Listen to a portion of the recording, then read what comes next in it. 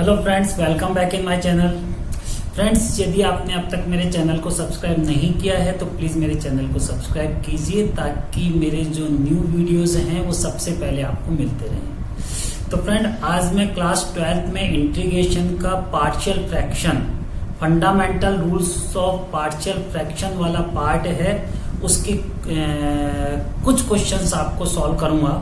Questions important questions हैं और board paper में आते भी रहते हैं ये क्वेश्चंस। तो स्टार्ट करते हैं friend. So my first question is, yes friend, I have note down the question.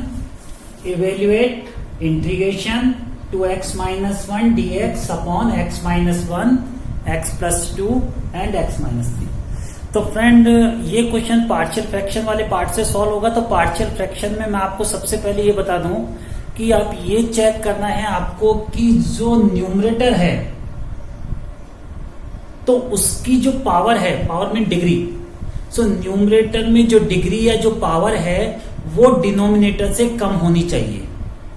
तो यहां पे डिनोमिनेटर को हम चेक करें तो 3 वेरिएबल्स हैं, x x x, तो डिग्री हो जाएगी x पावर 3 यानी x क्यूब, और यहां न्यूमरेटर में x है। तो क्वेश्चन में किसी तरह का कोई आपको चेंज नहीं करना, सिंपल आपको इसको सॉल्व करना है। नंबर 2, इसमें आप ये देखें कि डिनोमिनेटर में फ्रैक्शंस यानी कि जो फैक्टराइज वाले पार्ट है, तो कितने फैक्टराइज पार्ट है? 3 फैक्टराइज पार्ट है। तो आपको इसमें 3 कांस्टेंट आपको लेने होंगे। तो 3 कांस्टेंट आप इसमें लेंगे। और किस तरह से आप कांस्टेंट लेंगे फ्रेंड, तो मैं आपको बता देता हूं कि आप ये जो न्यूमरेटर वाला पार्ट है 2x माइनस 1, ओके, सो जो 2x minus 1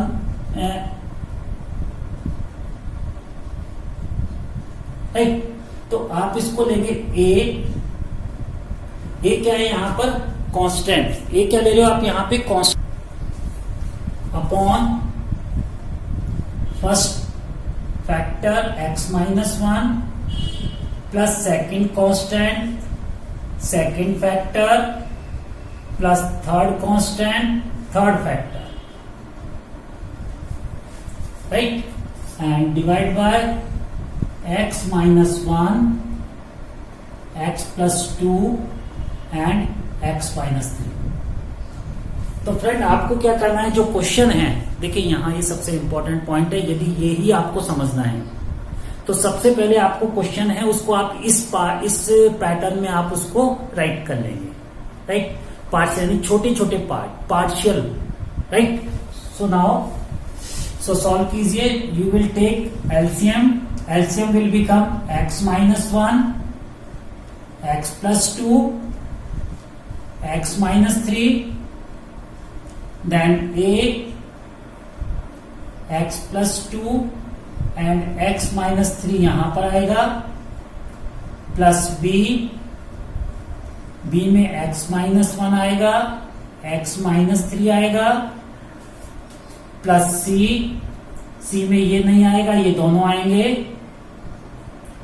x minus 1 and x plus 2। यानी आप क्वेश्चन को इस फॉर्म में, इस पैटर्न में आप लिख लेंगे।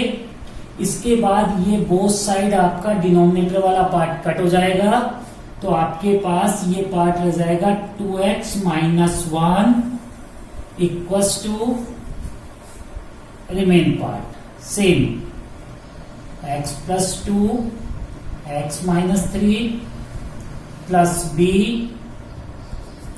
x minus 1 x minus 3 plus c x minus 1 x plus 2।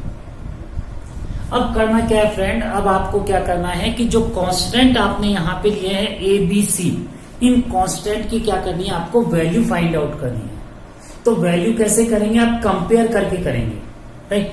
So compare करके भी कर सकते हैं और किसी फैक्टर को 0 0 लेके भी आप उसकी वैल्यू फाइंड आउट कर सकते हैं। कैसे? जो इजी मेथड है वो मैं आपको बता रहा हूं। तो यहां पे आप क्या कीजिए कि लेट x प्लस 2, इस पार्ट को आप 0 ले लीजिए, x plus 2 equals to 0। So x equals to value हो गई आपकी -2, right. So x equals to -2, तो यहां पे आपका पार्ट हो गया 2 into -2 -1 equals to x plus two equals to 0, तो ये वाला पार्ट आपका 0 हो गया इसकी वजह से, प्लस b x वैल्यू -2, सो -2 -1,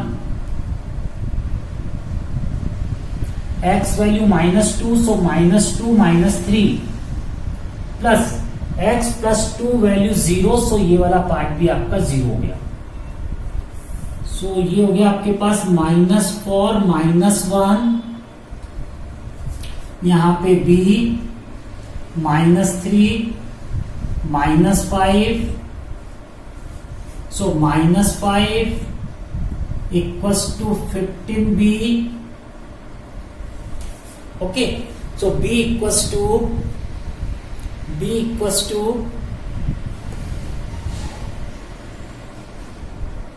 -5/15 कैंसिल, सो -1/3।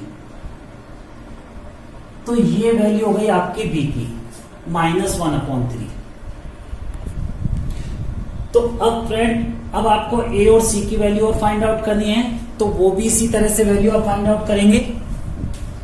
तो यहां पे मैं इस वाले पार्ट को इरेज कर देता हूं फ्रेंड, ये वाली लाइन इरेज कर देता हूं मैं। ओके, चलिए, अब आपने यहां x प्लस 2 0 लिया था, अब आप x -1 को 0 लीजिए। क्या लेना है आपको? x -1 को आपको 0 लेना है। तो x -1 को 0 लेते हैं। So now x -1 equals to 0, so x equals to 1, -1 transpose हो गया, +1 हो गया, right.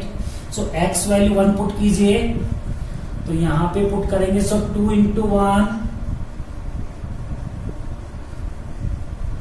-1 equals to x value 1, so 1 + 2 a 1 + 2 1 - 3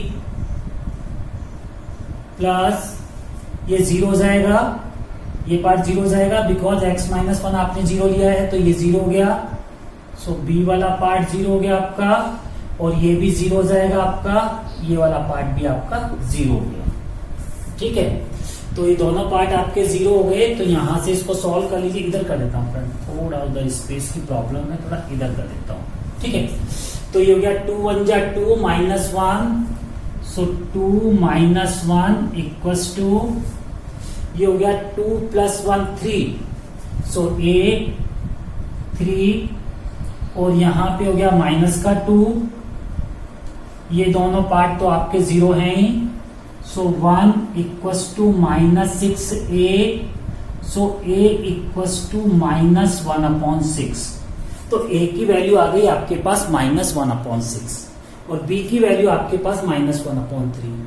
अब आपको c की वैल्यू और फाइंड आउट करनी है, तो c की वैल्यू भी फाइंड आउट कर लेते हैं। ठीक है, चलिए, ये वाली लाइन में इरेज कर देता हूं यहां से, क्योंकि b वैल्यू आ गई हमारे पास, और इस पार्ट को भी मैं इरेज कर देता हूं। चलो, ये रहने दीजिए। नाउ थर्ड c, तो अभी तक आपने x + 2 को 0 ले लिया, राइट। x -1 उसको 0 ले लिया, थर्ड x -3 हो रहा है आपको, यानी कि आपने इसको 0 ले लिया, इसको भी 0 ले लिया, अब इसको और 0 लीजिए। So put x -3 = 0, so put x -3 = 0, so value of x = 3, -3 transpose हो गया, तो x की वैल्यू 3 हो गई आपके पास। ठीक है, अब 3 पुट कीजिए, तो यहां से कीजिए 2 ×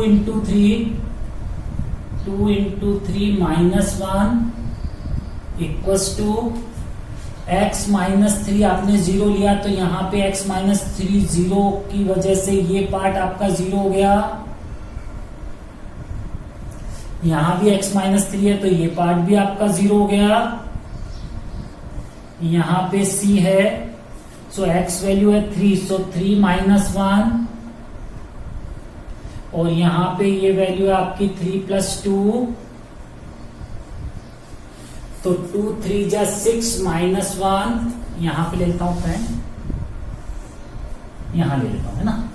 सो 2 × 3 = 6 -1, सो 6 - 1 इक्वल्स टू ये 0 ये 0, 0 प्लस 0,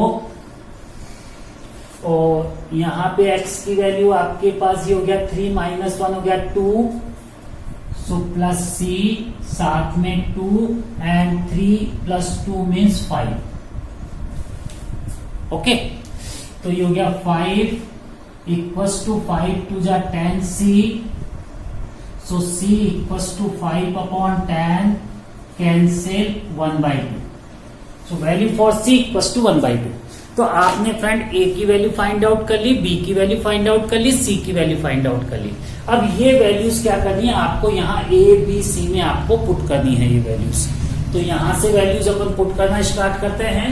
तो ये सब पार्ट में इरेज कर देता हूं क्योंकि वैल्यूज हमने फाइंड आउट कर ली है। चलिए, ये वैल्यूज यहां से गई। तो a की वैल्यू फाइंड आउट हुई आपके पास -1/6, तो -1/6 a value and x -1 plus b value आपके पास थी -1/3, सो -1/3 एंड x प्लस 2, और c वैल्यू हो गई आपके पास 1/2 और x -3, राइट। और ये इक्वल हो गया इस वाले पार्ट के। अब इधर भी इंटीग्रेशन यूज कर दीजिए, तो यहां भी इंटीग्रेशन यूज हो जाएगा। अब यहां पे आप dx ले लीजिए, तो यहां भी सबके साथ dx हो जाएगा। तो -1/6 को बाहर कीजिए, सो dx अपॉन x -1, -1/3 बाहर कीजिए, dx अपॉन x प्लस 2, और 1/2 को बाहर कीजिए, तो ये हो गया आपका dx अपॉन x -3। अब ये सबसे सिंपल क्वेश्चन हो गया। इसमें हर पार्ट का इंटीग्रेशन लॉग से हो जाएगा क्योंकि 1/t इक्वल्स टू लॉग। सो यहां पे हो गया फ्रेंड -1/c, और ये हो गया आपके पास लॉग x -1 -1/3, ये हो गया लॉग x प्लस 2 प्लस 1/2, और ये हो गया लॉग x -3 प्लस c। तो ये हो गया फ्रेंड आपका आंसर आपके क्वेश्चन। तो आपने इसमें क्या किया, पार्शियल फ्रैक्शन यानी कि आपका जो इंटीग्रेशन का पार्ट था उसको पहले आपने छोटे छोटे पार्ट में डिवाइड किया, कांस्टेंट ये ABC, उसके बाद ABC की वैल्यू आपने फाइंड आउट की। वैल्यू फाइंड आउट करने के बाद आपने उसका इंटीग्रेशन कर दिया। तो फ्रेंड ये था पार्शियल फ्रैक्शन वाला क्वेश्चन, इंपॉर्टेंट क्वेश्चन था। इसी तरह के क्या है कि 3 टाइप्स क्वेश्चंस होते हैं। तो 1 क्वेश्चन मैंने यहाँ एक्सप्लेन किया है, नेक्स्ट क्वेश्चन मैं नेक्स्ट वीडियो में आपको एक्सप्लेन करूंगा। बट रिमेंबर दैट आपको इस तरह के क्वेश्चंस की आपको कंटिन्यू प्रैक्टिस करनी है। प्रैक्टिस ही आपको स्ट्रांग बनाएगी और आपको आगे लेके जाएगी। So friends, bye.